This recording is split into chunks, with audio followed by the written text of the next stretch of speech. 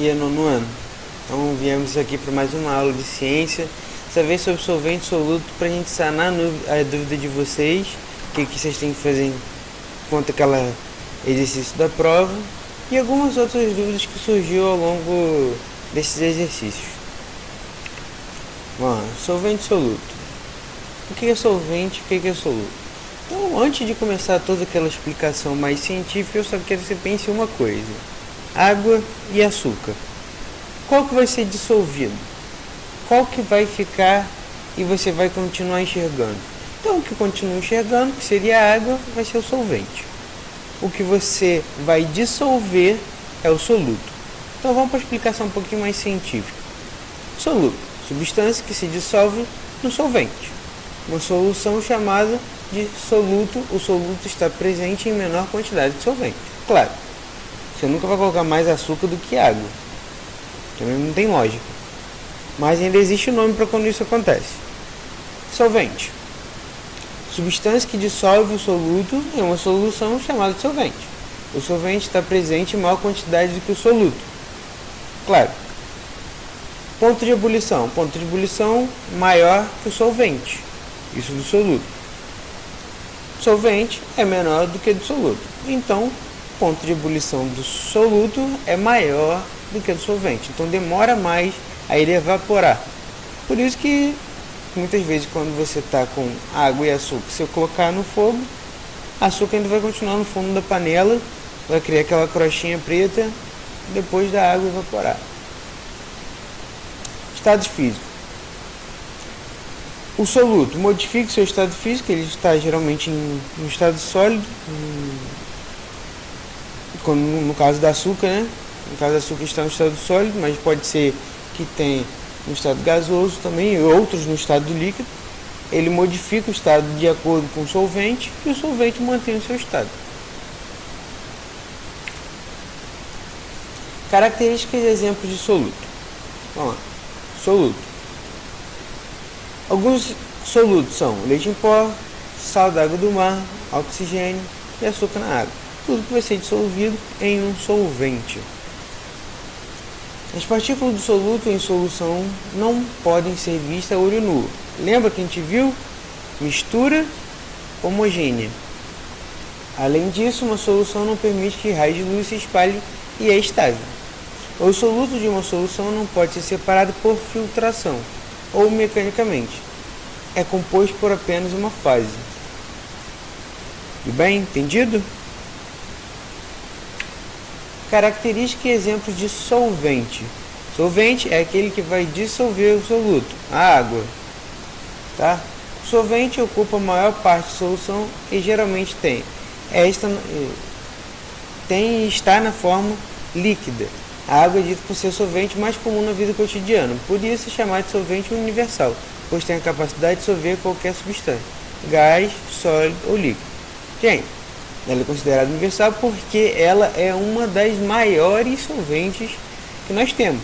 Tudo hoje em dia, que é produto químico, você dissolve ele na água. Até quando você vai beber um suco, você dissolve na água.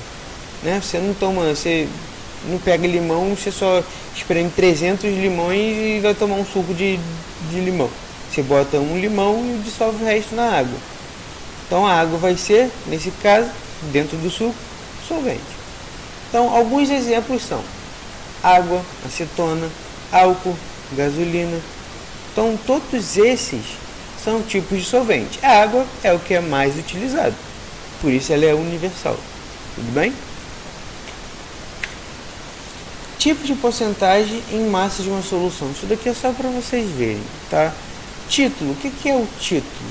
Título vai ser a porcentagem da quantidade de soluto dentro de uma solução. O que é uma solução? É a mistura de soluto com solvente. Tá bom? Então, título é a concentração é a porcentagem da concentração de soluto dentro de um solvente. Título V1, volume de soluto. V, volume da solução. V1, massa do soluto. M, massa da solução. M1 e V1, o que significa esse volume do soluto? É quando ele está separado, antes da gente misturar ainda. Por exemplo, eu tenho 2 litros de... Tenho 2 decímetros cúbicos de... Vamos lá, açúcar. Tenho 2 decímetros cúbicos de açúcar dentro de um tanque gigantesco de 2.000 litros de água. Um tanque gigantesco, no caso, uma caixa d'água. Aí você tem um pote de açúcar dentro de um tanque de caixa d'água, que é geralmente o que acontece quando se faz o refrigerante, que são tanques muito maiores do que 2.000 litros, tá? Para você fazer o refrigerante. São tanques aí que chegam seus 20.000 litros, 40.000 litros, dependendo da produção de refrigerante. Eu já ia falar de Coca-Cola, né? Tá. Coca-Cola é o primeiro refrigerante que vem na cabeça de todo mundo. Agora a parte importante, que é para o exercício de vocês. Para calcular a porcentagem do volume, basta multiplicar o título encontrado por 100, segundo a seguinte expressão: P igual a T vezes 100. Gente, o que vocês vão utilizar? Vamos chegar no exercício. Concentração comum. Concentração da massa de um soluto químico de uma solução química é a reação que existe entre a massa do soluto e o volume da solução. Vou entender melhor isso daqui. A concentração comum, a concentração da massa, certo? De uma solução química é a reação que existe entre a massa do soluto e o volume da solução. M1, a massa do soluto. No exercício de vocês, a letra B é isso que está pedindo. É esse M1. Ele te dá o volume. Vamos lá. O vinagre utilizado como tempero na salada é uma solução de ácido acético em água. Considerando essa composição, o vinagre pode também ser classificado como uma substância pura ou misturada. Uma mistura. Se for uma mistura, ela é homogênea ou heterogênea? Qual componente seria o solvente do vinagre? E o soluto? Vamos lá. Essas são as primeiras perguntas. Era uma mistura? Já está respondendo já só logo no início. Ela é heterogênea ou homogênea? Pega o vinagre na casa de vocês e olha se ela é homogênea ou heterogênea. Ela apresenta mais de uma coisa ao olhar para o vidro de vinagre? O líquido ele aparece somente com uma tonalidade, com uma cor, com uma partícula, ou ele tem mais de uma? Qual componente seria o solvente do vinagre? Nós temos o solvente e o soluto, certo? Solvente e soluto. Qual que é a maior concentração? A maior concentração daí, isso eu vou falar assim, é de água. Então qual que é o solvente e qual que é o soluto? Calcule a concentração dessa solução em gramas de ácido acético por litro de solução. A cada 1 litro de água, nós temos cerca de 6 a 7% de ácido acético. Então, a cada 1 litro de água, a cada 1.000 ml, nós temos 7% ou 6% de ácido acético. Fazendo a conta, 6% de 1.000 dá quanto? Fez aí? 6% de 1.000? Se você achou o resultado, você já vai saber do que eu estou falando. Essa é a resposta. Vocês vão calcular. 6% de 1.000. A massa do ácido acético presente em um frasco de vinagre de 600 ml. Volta aqui. Nós temos C, M1 e V. M1 é o que eu quero de vocês. M1 é o que eu quero de vocês, que é a massa do soluto. O volume, eu já entreguei para vocês na questão. 600 ml. O C, que é a concentração, achamos na A. Qual é a concentração? 6% de 1.000. Achou 6% de 1.000? Colocou no volume? Você vai achar a massa. Lembrando, gente, o volume está em ml. Está em ml. A resposta vai sair em quê? com vocês também. A massa e o volume. Nós temos a constante universal, nós temos o SI.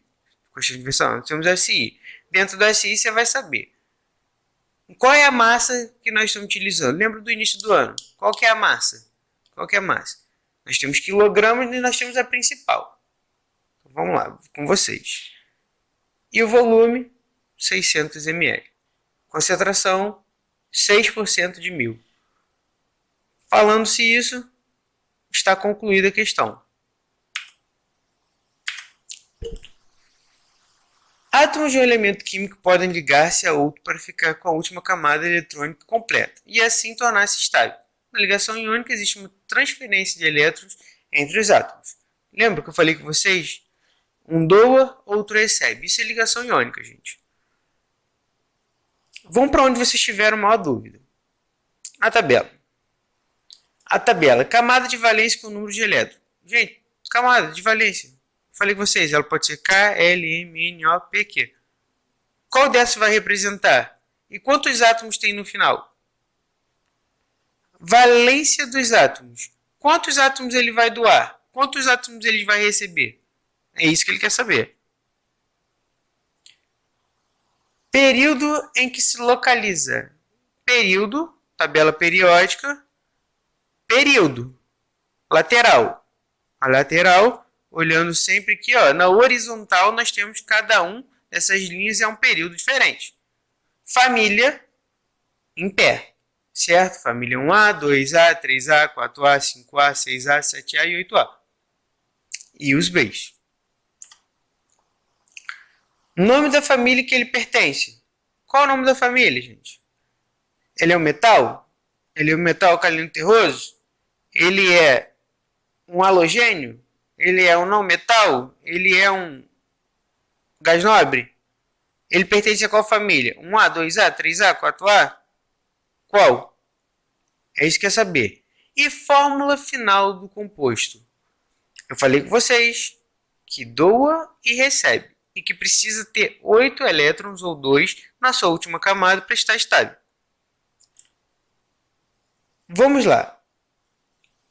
O bário e o flúor. Tabela periódica. Qual a família do bário? Família do bário. Vamos procurar. Onde? Acharam bário? Então, família do bário, 2A.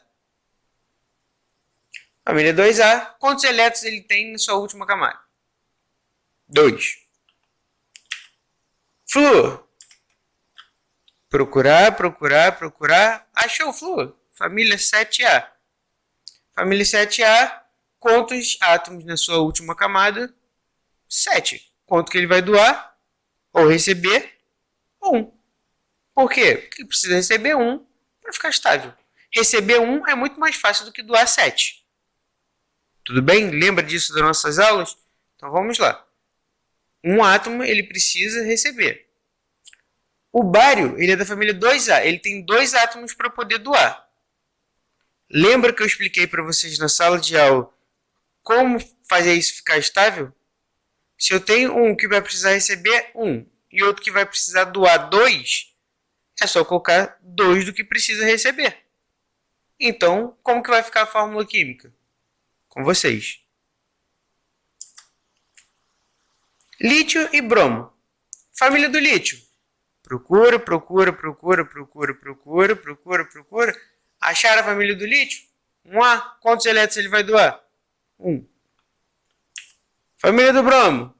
Procura. Achou? Família 7A. Quanto ele vai receber? 1. Então, um doa 1 e outro recebe 1. Como que é a fórmula química? Lítio bário. Lítio bromo. Pronto. Simples assim. LiBr. Acabou. Gente, então essa foi a nossa aula. A explicação dos exercícios são bem simples. Tá bom? Qualquer dúvida pode continuar mandando mensagem no WhatsApp. Mas isso é tudo, pessoal. Não tem mais nada.